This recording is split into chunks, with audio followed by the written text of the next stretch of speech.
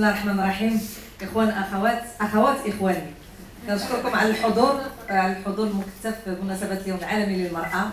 هذه المناسبة كنفتخروا بها كجمعية مغربية رياضة وتنمية، لأن كنفتخروا بها لأن باش كنشوفوا هذه الوجوه، فيها اللي كنشوفوهم عادة، فيها اللي كنشوفوهم مرة، وفيها اللي كانوا غايبين علينا هذه الشحال. إذا كننوب على جميع أعضاء الجمعية المغربية رياضة والتنمية باش نحييكم تحية رياضية قلبية مغربية كبيرة جدا. مو قالت لي لا ما تفركسوش، العزيله تفركس راه مشى ليا. اي راجل نجح شوف بلا ما تبدا تفوحوا داكشي هكا، وحق الله الا ما عندكمش مرة مزيانه والله لا نجحتوا. اولا بهذه المناسبه السعيده كنبغي نحيي جميع نساء العالم والنساء المغربيات، النساء المناضلات والرائدات في جميع وشتى الميادين في الفكر والعلم والسياسه والرياضه. وتفكيري يروح المرأة القرويه اللي تتعاني كل تهميش والحرمان للولوج لابسط الحقوق، التطبيب والصحه والدراسه.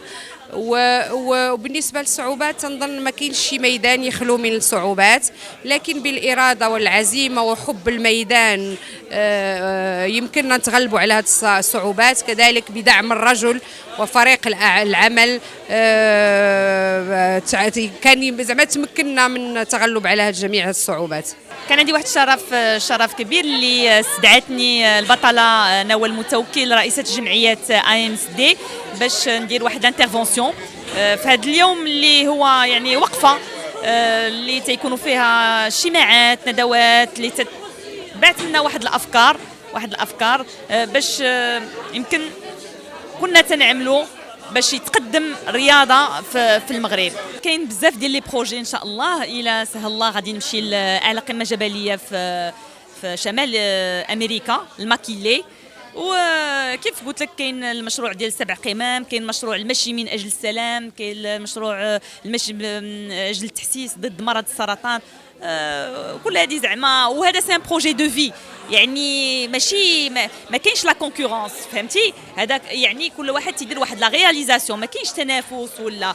اذا حسب الامكانيات وحسب يعني لا كونديسيون فيزيك وداك الشيء غادي نكمل ان شاء الله.